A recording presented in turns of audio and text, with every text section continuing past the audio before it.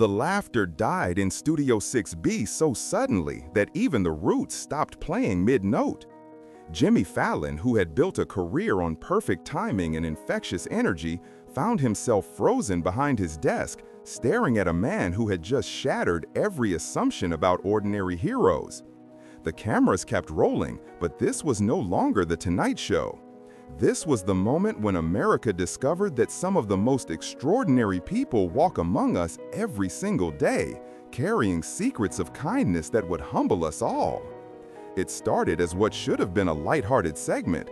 Everyday Heroes Week was supposed to be feel-good television, a parade of teachers, firefighters, and volunteers getting their deserved recognition. Frank Robinson, 58, had been invited as the neighborhood mailman who'd been delivering mail to the same Brooklyn route for 25 years. The producers thought it would be charming, a nice, safe interview about dedication and community service. Frank sat in the guest chair wearing his best clothes, a navy blue suit that was clearly borrowed, maybe from a relative, because it hung slightly loose on his weathered frame.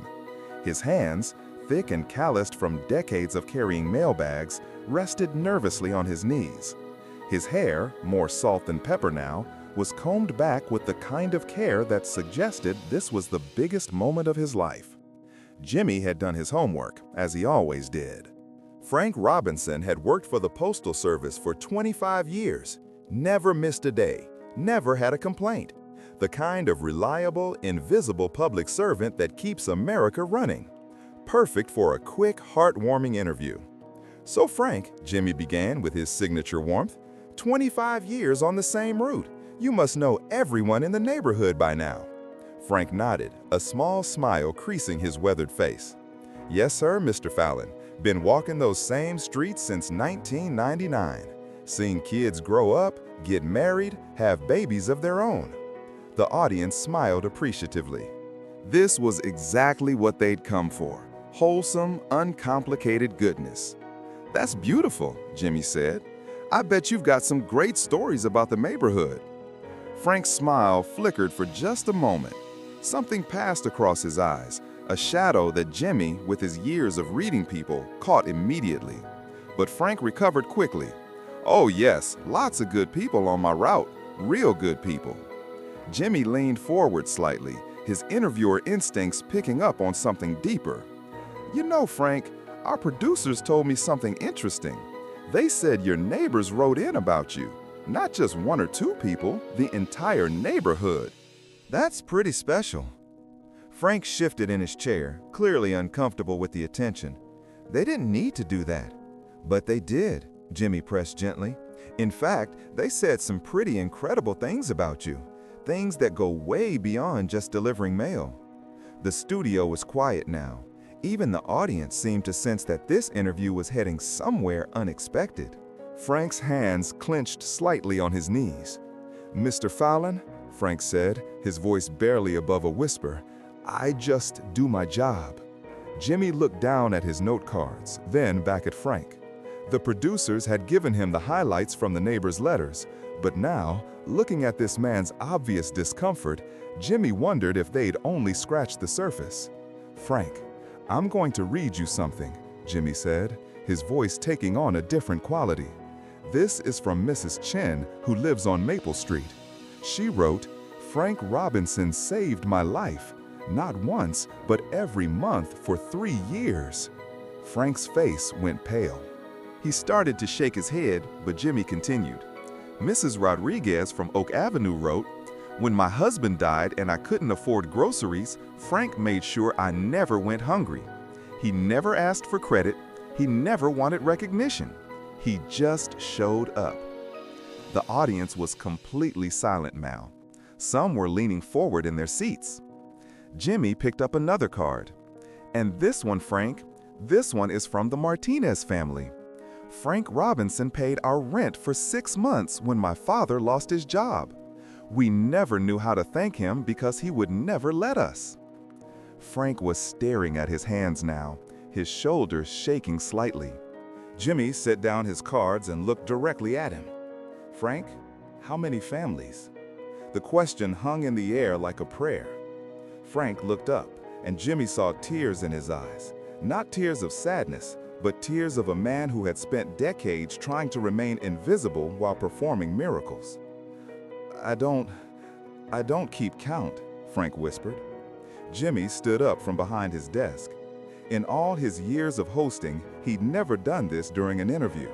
But something about this moment demanded that he abandon protocol. "Frank," Jimmy said, walking around to the front of his desk, "our producers spent 2 weeks in your neighborhood. They talked to everyone on your route. Do you know what they found?" Frank shook his head, unable to speak. "They found that you've been secretly paying rent for families facing eviction, buying groceries for elderly neighbors living on Social Security, paying utility bills for single mothers, covering prescription costs for people who can't afford their medications." Jimmy's voice was thick with emotion now. "Frank, they estimate you've given away over $200,000 of your own money in the last 25 years. The audience gasped audibly. Several people in the front row had their hands over their mouths. Frank finally looked up at Jimmy, tears streaming down his face. "They weren't supposed to know it was me." "Frank," Jimmy said, his voice breaking slightly. "How? How did you do it? A postal worker's salary?" Frank wiped his eyes with the back of his hand. When he spoke, his voice was steady despite his tears. "My wife and I, we never had kids, never took vacations. We live in the same apartment we moved into when we got married 30 years ago. We drive a 15-year-old car. We don't need much." He paused, looking out at the audience.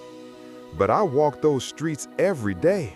I see Mrs. Chen trying to stretch her Social Security to cover her heart medication.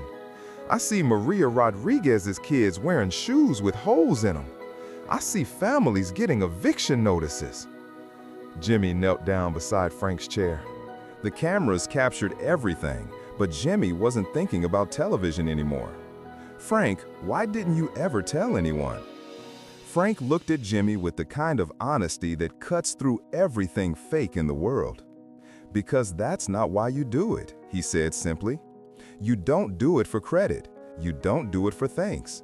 You do it because it's right. Because when you can help and you don't, that's when you lose a piece of your soul."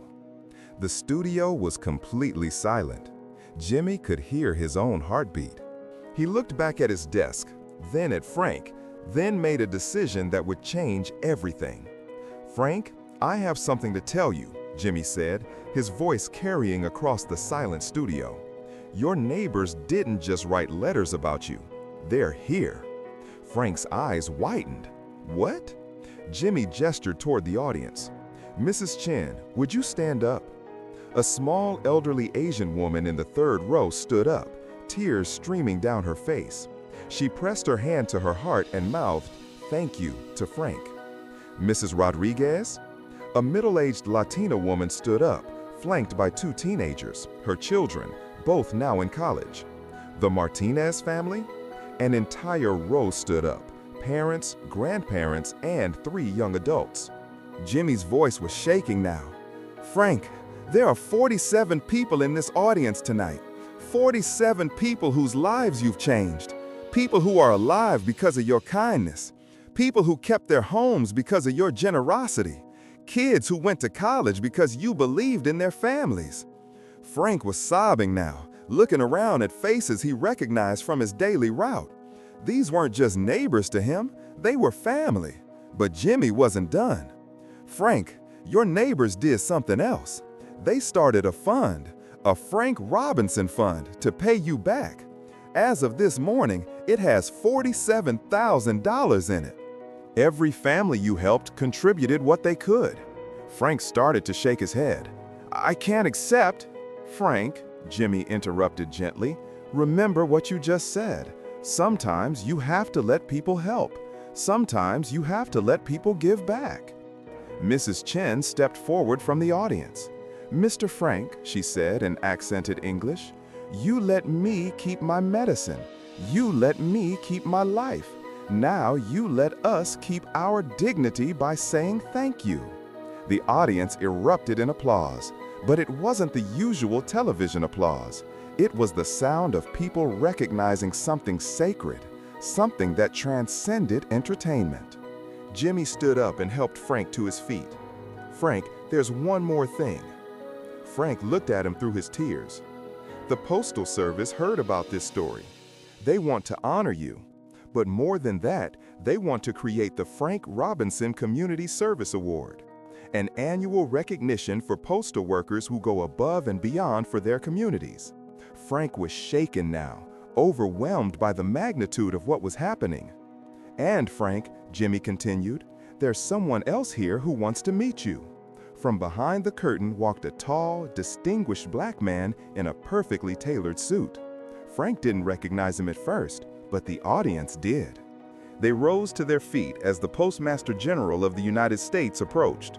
"Mr. Robinson," the Postmaster General said, "it is my honor to present you with the first ever Medal of Extraordinary Service. In 250 years of postal service, we have never created this award. It exists now because of you." Frank accepted the medal with trembling hands. But what happened next broke every protocol in television history. Instead of ending the segment, Jimmy did something unprecedented. He turned to the audience. "Ladies and gentlemen," he said, "we're going to do something different tonight. We're going to take a moment, not for laughs, not for entertainment, but for recognition." Frank Robinson represents something we've lost sight of in our world: the power of quiet service, of anonymous kindness, of love in action. Jimmy walked back to his desk and picked up a letter. "This is from a little girl named Sophia Martinez. She's 8 years old." She wrote, "Dear Mr. Frank, my daddy says you helped us when things were scary. I don't understand about money, but I understand about angels. My mommy says angels are real people who help when nobody's watching. Thank you for being our angel." Jimmy's voice broke as he finished reading. He looked out at the audience, at the cameras, at Frank, who was now surrounded by his neighbors. "Frank," Jimmy said, "you've spent 25 years proving that ordinary people can do extraordinary things. That heroes don't wear capes, they wear postal uniforms.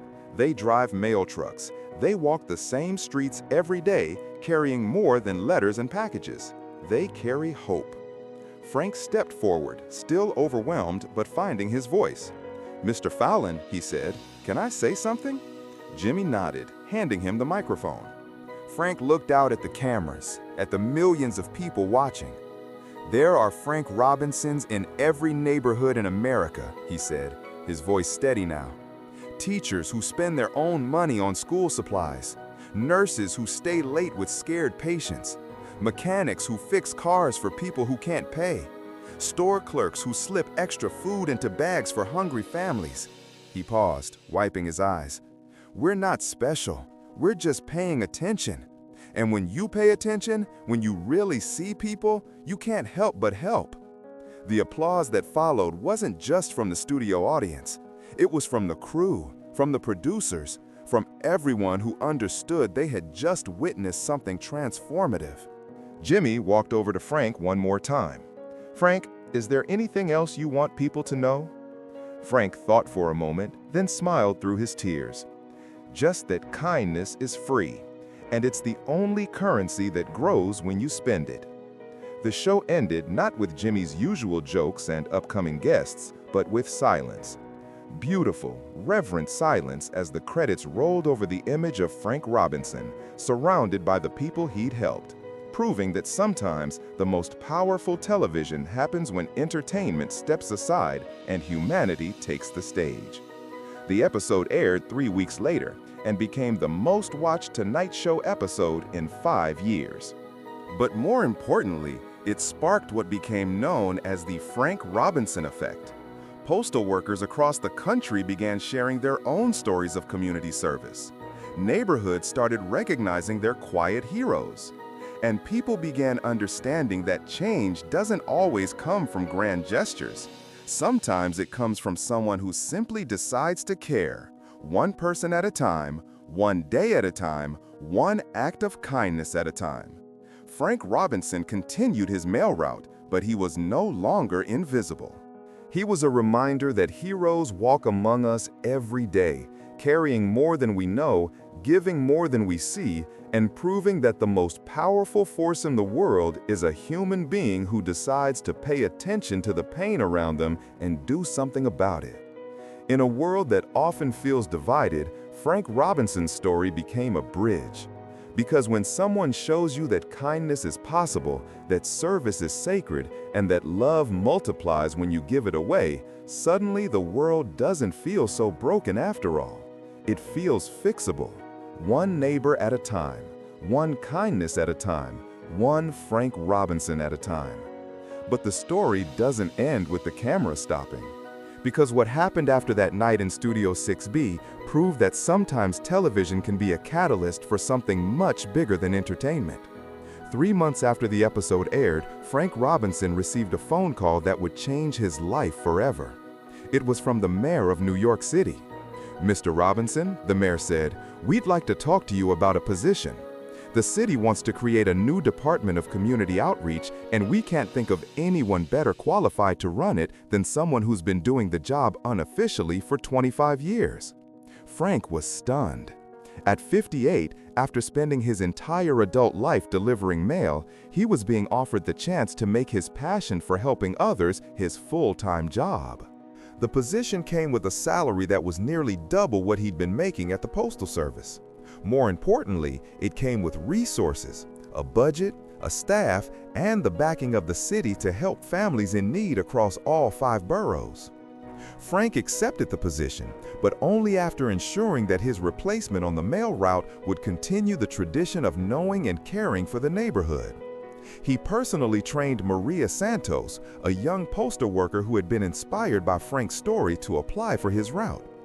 "The mail is just the beginning," Frank told Maria on her first day. "Your real job is to be the eyes and ears of compassion in this community." Meanwhile, the Frank Robinson Fund had grown beyond anyone's expectations. The initial $47,000 from his neighbors had multiplied into over $2 million, donated by viewers from across the country who had been moved by his story. The fund was restructured into the Frank Robinson Foundation, dedicated to supporting postal workers and community volunteers who went above and beyond in serving their neighborhoods. The foundation's first major initiative was the Neighborhood Guardian Program, which provided grants to postal workers, delivery drivers, and other community-facing professionals who identified families in need. The program operated on Frank's principle: help quietly, help consistently, and help without expecting recognition. Jimmy Fallon, meanwhile, found that Frank's story had changed his approach to hosting. The segment had received more positive response than any other in his career, and it taught him something profound about the power of authentic storytelling. "Frank made me realize," Jimmy said in an interview 6 months later, "that the best television doesn't happen when you're trying to be funny. It happens when you're trying to be real, when you give people permission to show who they really are." The Tonight Show began incorporating more segments like Frank's. Not planned emotional moments, but space for authentic human connection. Jimmy started asking different questions of his guests, listening for the stories beneath the stories, the humanity beneath the celebrity. 1 year after Frank's appearance, Jimmy received a letter that brought tears to his eyes. It was from a postal worker in Montana named David Kim. "Dear Mr. Fallon," the letter read, "I watched Frank Robinson's story last year, and it changed my life. I realized I had been sleepwalking through my route, just delivering mail and going home. After seeing Frank, I started paying attention, really paying attention. I noticed that Mrs. Williams, an 82-year-old widow on my route, hadn't been collecting her mail.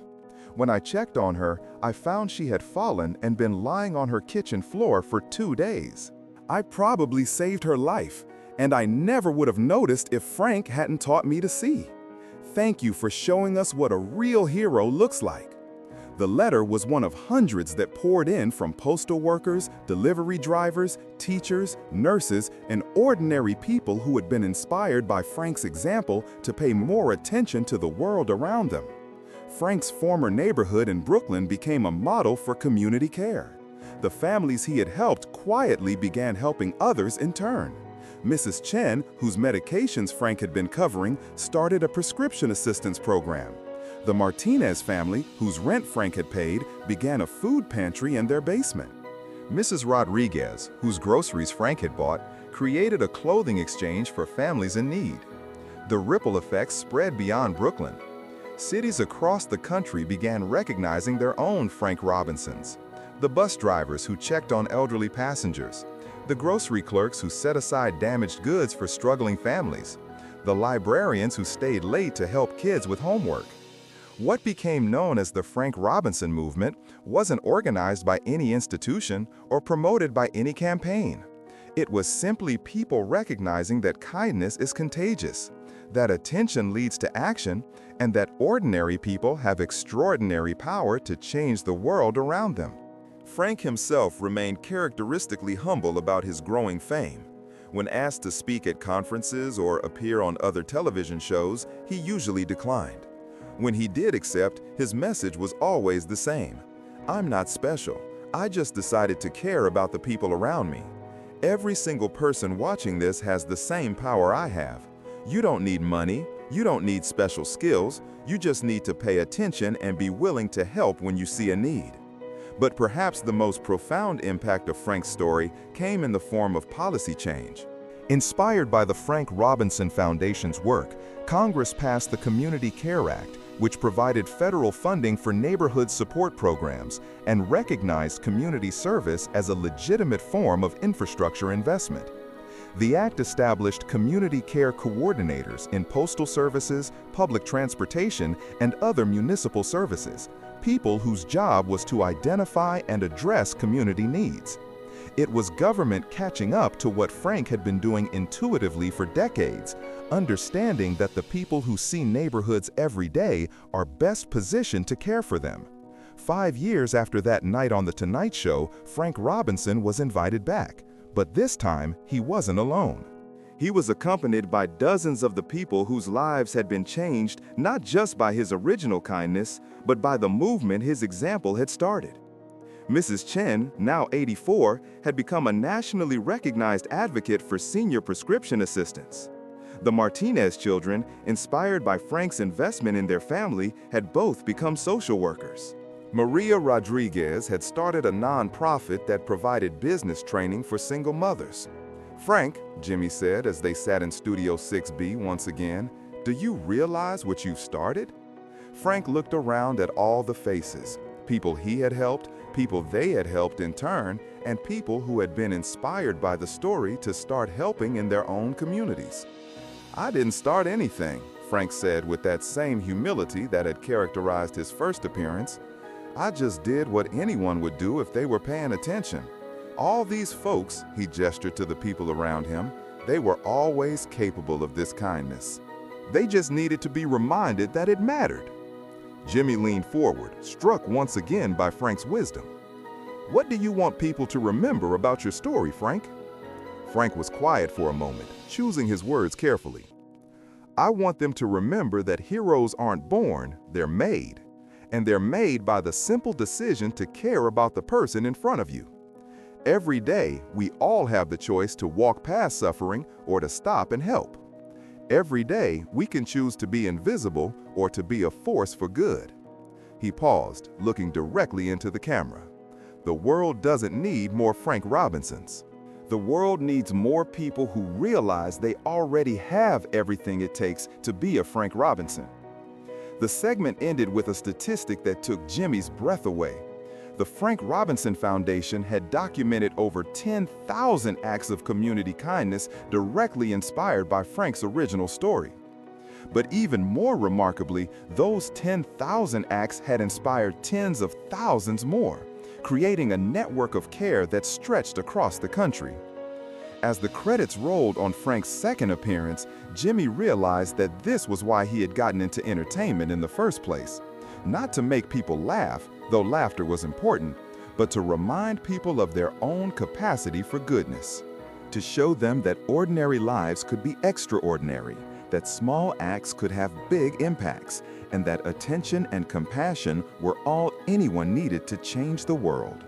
Frank Robinson returned to his work at the Department of Community Outreach the next morning, taking the subway to his office just like he used to take the subway to his mail route. But now, instead of carrying letters and packages, he carried something even more valuable. Proof that kindness is not only possible but contagious, and that one person's decision to care can transform not just a neighborhood but a nation. The story of Frank Robinson became more than a viral moment or a feel-good news segment. It became a reminder that in a world often focused on grand gestures and celebrity culture, the most powerful forces for change are often the quietest ones. The postal workers and bus drivers and store clerks who decide day after day to see the people around them and to help when they can. Because sometimes the most important revolutions don't start with protests or legislation or social media campaigns. Sometimes they start with someone who simply decides to pay attention, to care, and to act on that caring every single day. Sometimes they start with someone like Frank Robinson, who proves that the most ordinary among us are capable of the most extraordinary kindness. And in a world that desperately needs that reminder, Frank Robinson's story continues to inspire. One person at a time, one act of kindness at a time, one neighborhood at a time. Today, if you walk through Frank's old route in Brooklyn, you'll see something remarkable. On lampposts and in shop windows, small signs read, "This is a Frank Robinson neighborhood." Not because Frank lives there anymore, but because his spirit of quiet service has taken root. Children grow up hearing stories about Mr. Frank, the mailman who taught an entire community that caring for each other isn't someone else's job, it's everyone's job. The Tonight Show still receives letters about Frank's segment years later. They come from teachers who started buying supplies for struggling students, from nurses who began checking on elderly patients after their shifts, from neighbors who decided to introduce themselves to the people next door. Each letter is testament to Frank's truth. Heroism isn't about grand gestures. It's about showing up every day, paying attention, and choosing love over indifference.